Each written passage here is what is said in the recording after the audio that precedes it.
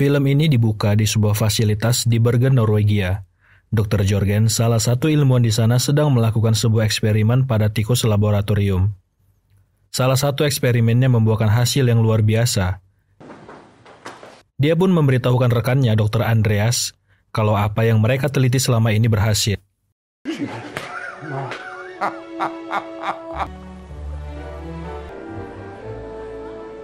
5 tahun kemudian, Dr. Andreas menjadi pembicara dalam sebuah seminar tentang skala dan kelangsungan hidup manusia di institusi Edvardarsen.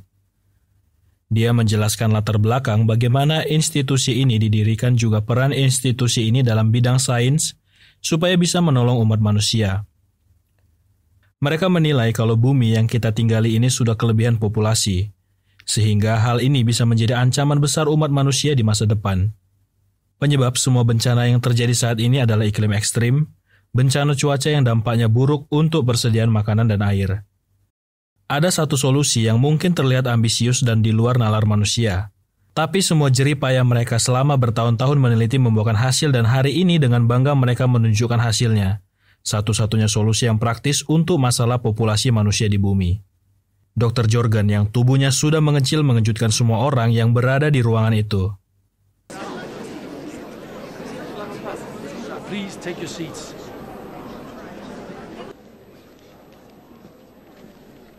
Selama 5 tahun terakhir, institusi ini sudah meneliti dan melakukan eksperimen bagaimana jika makhluk hidup bisa diperkecil menjadi 13 cm saja. Beragam flora dan fauna juga telah menjalani proses ini, dan tidak terkecuali beberapa ikan dan kerang tidak ditemukan efek samping apapun. Begitu prosedur ini dipastikan aman, 36 sukarelawan termasuk istri dan Dr. Jorgen dan dirinya sendiri menjadi manusia-manusia pertama yang menjalani penyusutan sel. Selama proses penyusutan sel ini tidak ada rasa sakit, tapi harus menjalani beberapa prosedur seperti pencabutan dan penggantian gigi dan beberapa bagian tubuh lainnya. Mereka akan dibius ringan yang setelah istirahat singkat akan pulih dalam waktu 1-2 jam saja. Mereka semua yang tubuhnya sudah mengecil ini diberikan tempat untuk hidup. Mereka semua hanya membutuhkan lahan sebesar 7 meter dikali 11 meter saja. Namun karena tubuh mereka yang kecil dan rentan terhadap serangan makhluk yang lebih besar dari mereka ditempatkan di tempat tertutup berpori untuk melindungi mereka dari bahaya cuaca, hewan, dan serangga. Demikianlah hidup mereka dalam komunitas mandiri manusia kecil yang pertama di dunia. Setelahnya Dr. Andreas kembali masuk membawa plastik berisikan sampah yang tidak dapat didaur ulang dari 36 orang ini selama 4 tahun terakhir. Kemudian 36 orang yang sudah mengalami penyusutan sel dibawa masuk. Mereka lah orang-orang pertama yang tubuhnya dikecilkan.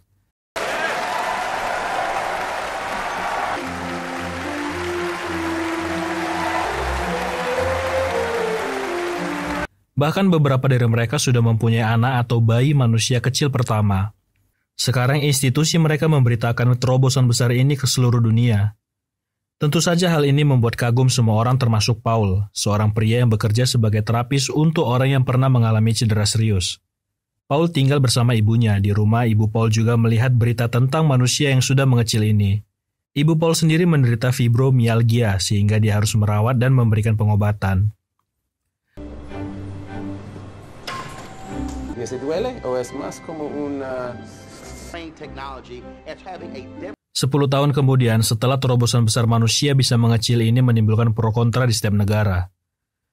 Misalnya setiap negara yang berkonflik dengan negara lain mengecilkan musuh mereka. Bahkan sekarang para manusia yang sudah mengecil menyebabkan harga rumah turun. Karena ketika mereka pindah ke negara manusia kecil, rumah-rumah mereka ditinggalkan begitu saja. Setelah kepergian ibunya, sekarang Paul menikah dan tinggal di rumah lamanya bersama dengan istrinya bernama Audrey. Karena sudah lama tinggal di rumah masa kecil Paul, mereka pun mencoba untuk pindah dari sana dan melihat-lihat rumah untuk mereka beli. Namun untuk sekarang, dengan pekerjaan sebagai ahli terapis, Paul masih mengalami masalah finansial, sehingga untuk pindah ke rumah yang lebih besar harus ditunda sampai pinjaman mereka ke bank disetujui.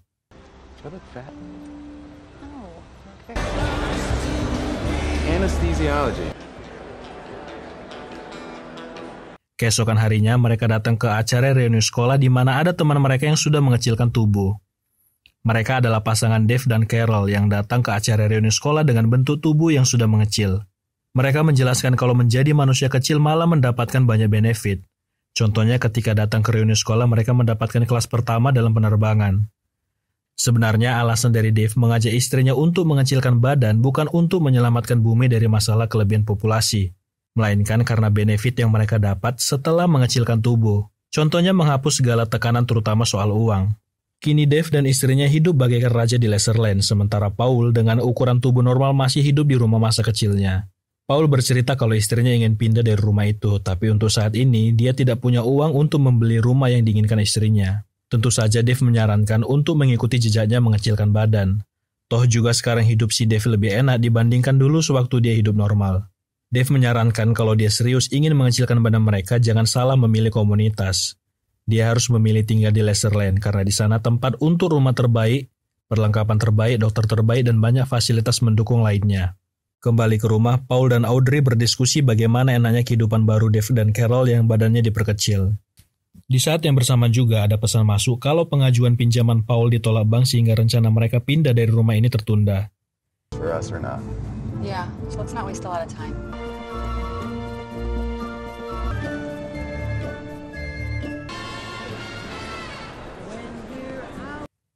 Keesokan harinya mereka pun memutuskan untuk pergi ke Laserland untuk menghadiri seminar.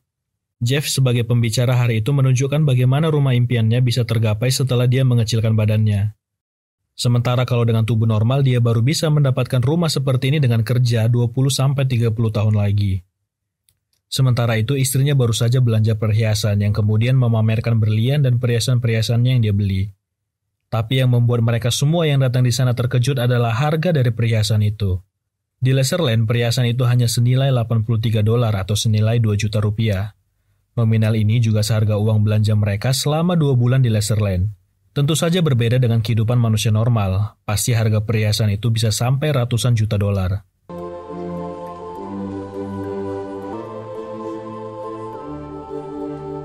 Paul dan Audrey yang tertarik dengan hal ini bertanya berapa yang harus mereka bayar untuk menjalankan prosedur ini dan apa saja fasilitas yang mereka dapat di Laserland. Sales menjelaskan kalau mereka bisa mendapatkan tanah seluas 1,5 hektar di harga 1,5 miliar. Kemudian mereka dapat paket kesehatan, gym, kolam renang, sauna, hot tub, dan tenis. Untuk prosedur medis pengecilan sel, untuk 2 orang dewasa sebesar 232 juta. Dan kalau melihat uang yang mereka punya saat ini, dari uang pensiunan dan tabungan yang mereka punya sekitar 2-3 miliar rupiah.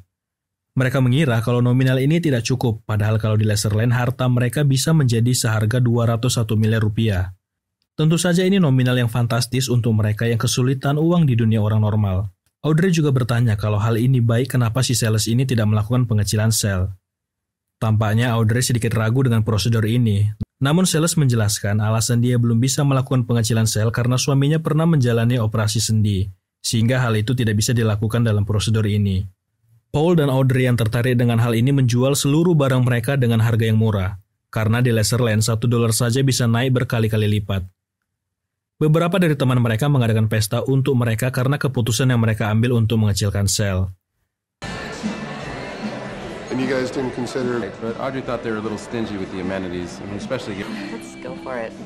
We're just gonna miss you so much. Ayah Audrey juga datang ke acara itu untuk mengucapkan perpisahan. Sebenarnya ada kekhawatiran dari raut wajah ayah Audrey karena keputusan mereka untuk mengecilkan sel.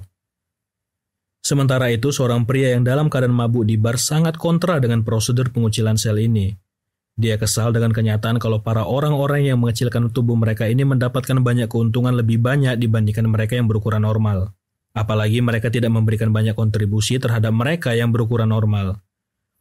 Melihat itu teman Paul yang gak terima meminta pria itu untuk pergi dan jangan mengganggu mereka.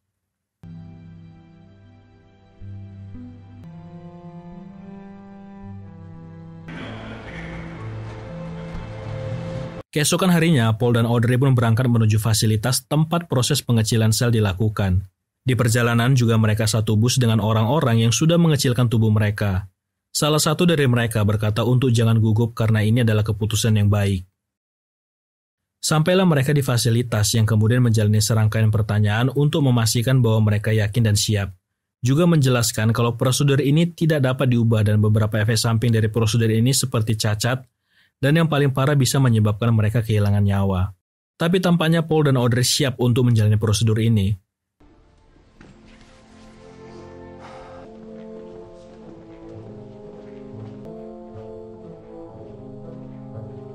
Sebelum menjalani proses pengecilan sel, Paul harus dicukur dulu seluruh tubuhnya tanpa menyisakan sehelai bulu.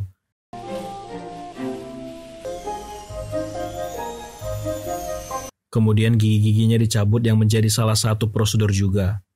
Paul dan beberapa orang lainnya dimasukkan ke sebuah ruangan dan di dalam mereka disuntikan obat yang akan mengecilkan sel mereka.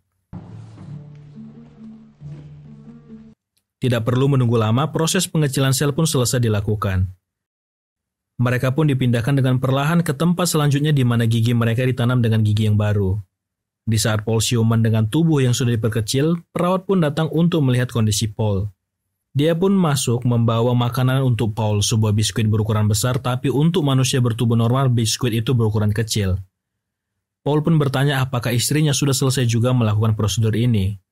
Perawat mencoba memeriksa apakah istri Paul bermasalah dengan prosedur ini, tapi dia malah membawa telepon untuk Paul. Telepon itu dari istrinya yang sekarang berada di bandara. Dia meminta maaf kalau dia tidak bisa melakukan prosedur itu. Dia takut dan gak mau meninggalkan keluarga dan teman-temannya. Mendengar hal itu, Paul mencoba untuk membujuk supaya dia kembali ke fasilitas dan membicarakan hal ini. Namun nyatanya istrinya tetap takut dan gak mau melanjutkan prosedur pengecilan sel.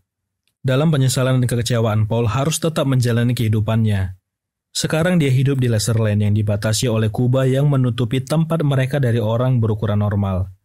Dia pun diantar pria bernama Matt ke rumah impiannya, namun sekarang suasananya berbeda karena harusnya dia bersama dengan Audrey di rumah ini.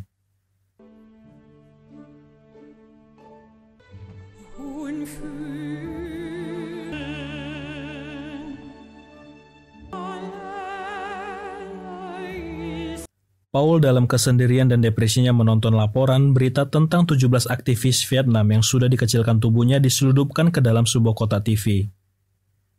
14 dari mereka ditemukan sudah kehilangan nyawa, sementara 2 lainnya menyusul beberapa jam setelahnya. Satu-satunya yang selamat hanya wanita bernama Trent, namun sayangnya kakinya harus diamputasi. 1 tahun kemudian, Paul dan Audrey pun resmi bercerai, kehidupannya pun tidak baik-baik saja. Bahkan dia tidak lagi tinggal di rumah impiannya. Sekarang dia malah tinggal di sebuah apartemen sederhana dan bekerja sebagai customer service. Di sebuah acara pesta ulang tahun, Paul bertemu dengan teman lamanya Dave, orang yang menganjurkan dia untuk mengecilkan tubuh. Paul masih belum bisa terima kalau dia mengambil keputusan di dalam hidupnya, apalagi dengan masalah perceraiannya baru-baru ini yang semakin membuat dia sangat depresi. Melihat kondisi temannya ini, Dave pun menyarankan supaya dia mencoba membuka hubungan baru, berkencan misalnya.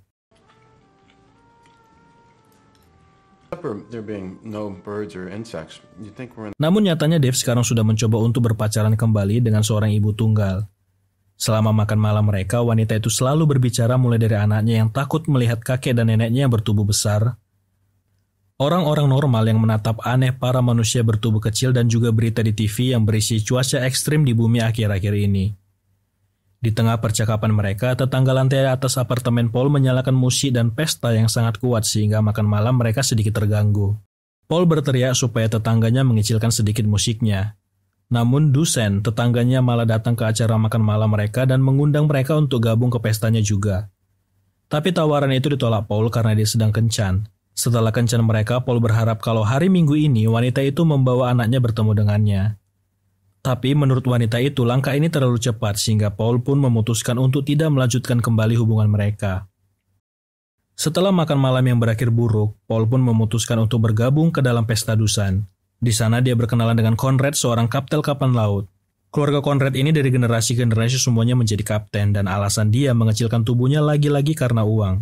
Setelah bercerai dengan istrinya, dia melanjutkan hidup dengan uang dari mengecilkan sel. Di malam itu, pertama kali dalam hidupnya Paul bisa menikmati hidupnya kembali, biarpun dibantu oleh obat terlarang. Bahkan di sana dia bertemu dan berfoto dengan Ronnie, bayi pertama yang lahir dari manusia yang tubuhnya diperkecil.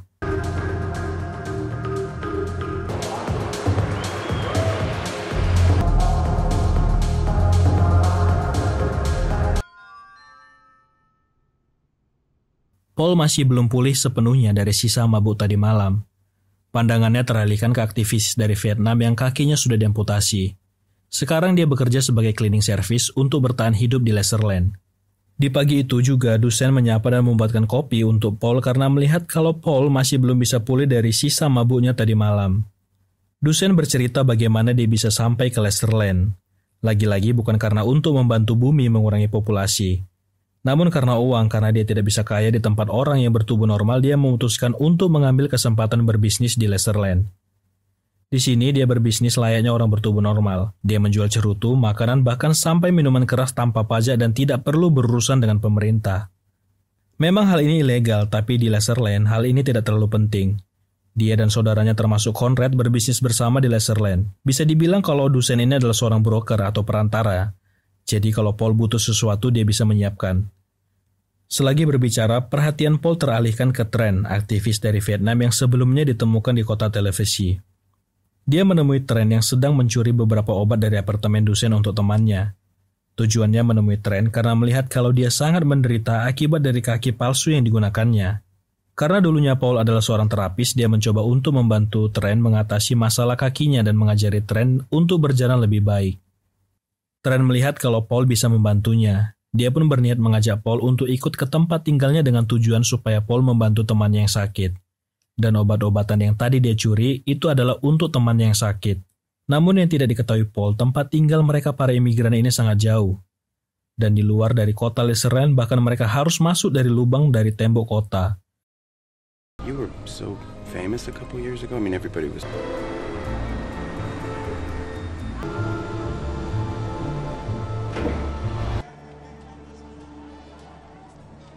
Hal ini sangat berbeda dari kota Laserland. Di sini mereka tinggal di rusun yang sangat padat penghuni, tidak jauh berbeda dengan kehidupan di dunia orang normal. Mereka pun sampai ke tempat tinggal temannya Trent yang sakit. Dia adalah seorang sebatang kara karena suaminya kehilangan nyawanya setelah dokter lupa mencabut gigi palsu yang menyebabkan kepala suaminya meledak. Paul tidak bisa berbuat banyak sebenarnya karena dia cuma seorang terapis. Harusnya wanita ini dibawa ke rumah sakit untuk dirawat. Untuk sekarang ini hanya beberapa butir obat yang bisa membantu meredakan sakit yang dideritanya. Gracias, doctor.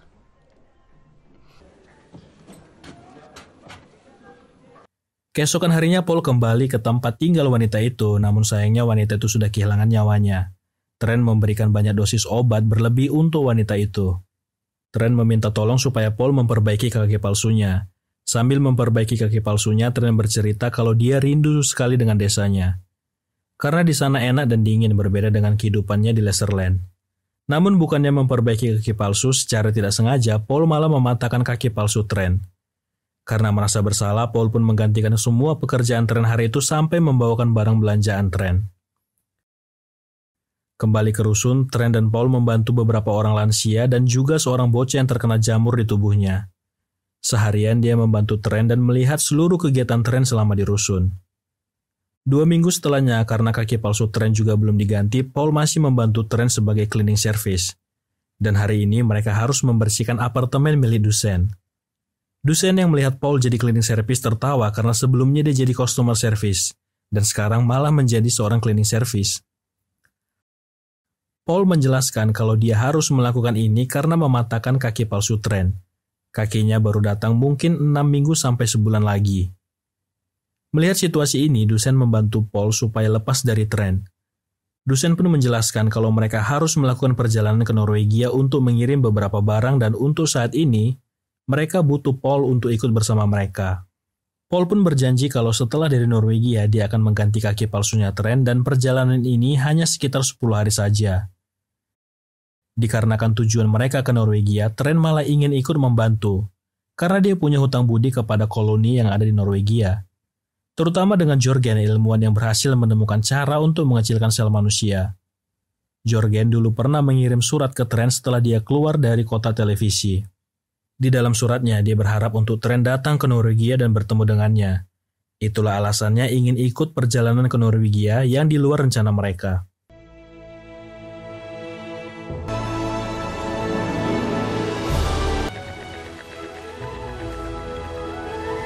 Mereka pergi ke Norwegia menaiki kapal dan juga mengangkut beberapa minuman keras juga beberapa bahan makanan.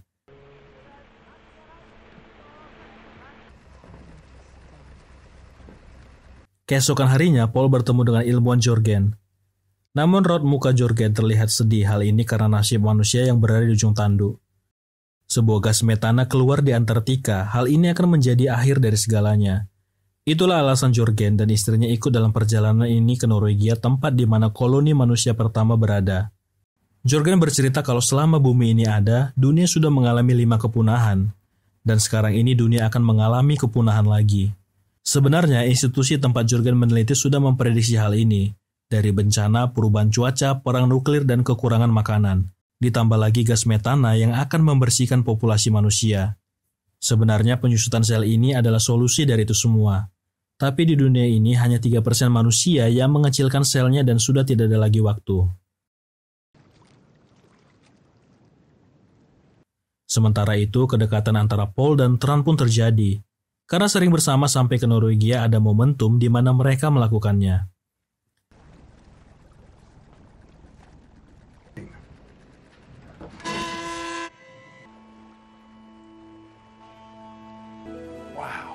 That's it. That's the original.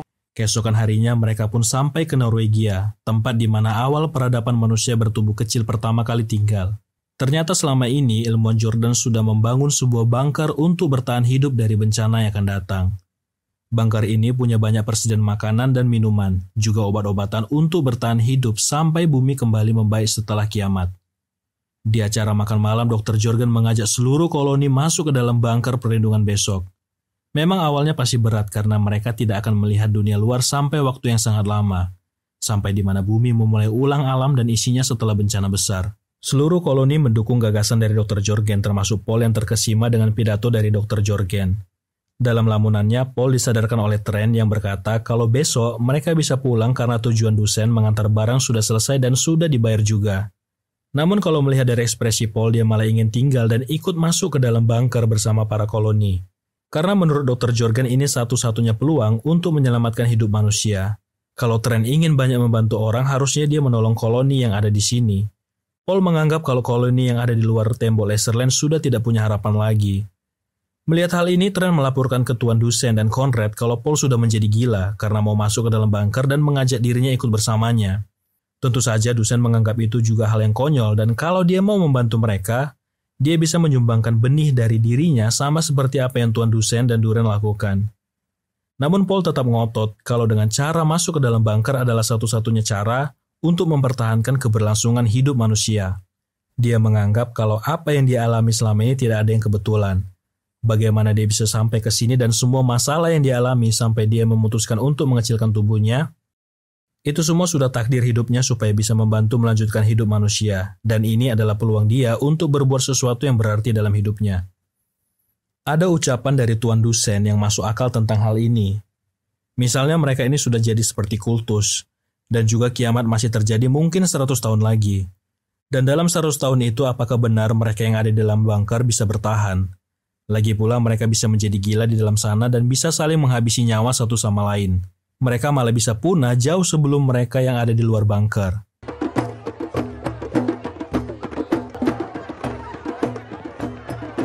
Keesokan harinya, sebelum koloni ini masuk ke dalam bunker, mereka menghabiskan waktu bersama untuk melihat dunia luar dan bagaimana indahnya bumi yang mereka tinggali untuk terakhir kalinya.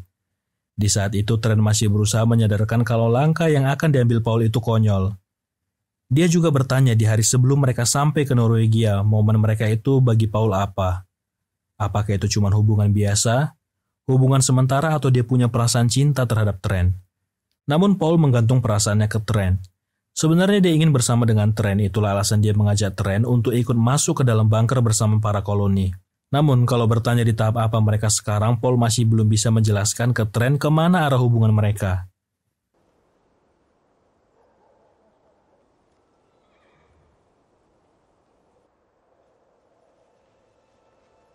Setelah terbenamnya matahari, para koloni ini mulai mengemas barang-barang mereka dan bersiap untuk masuk ke dalam bunker. Paul mengucapkan selamat tinggal ke Tuan Dusen dan juga Tran. Sebuah perpisahan yang berat untuk Paul. Namun karena dia masih berpikir kalau semua ini bukan sebuah kebetulan dan bagian dari takdir hidupnya, dia memutuskan untuk ikut masuk ke dalam koloni. Di dalam bunker malah langkah Paul terhenti karena dia bimbang. Apakah ini keputusan yang tepat?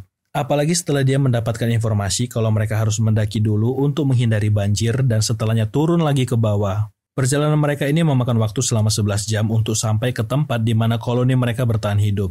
Mendengar itu, keputusan Paul pun berubah dan memilih kembali ke Tran dan mengatakan kalau apa yang mereka lakukan di kapal waktu itu adalah cinta.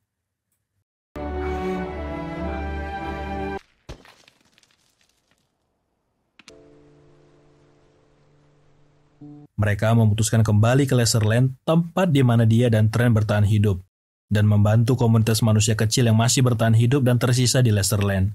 Di sanalah dia kembali mendapatkan tujuan hidupnya untuk membantu banyak orang bersama dengan kekasihnya Trent untuk bertahan hidup dan menghadapi bencana yang akan menimpa kehidupan di bumi.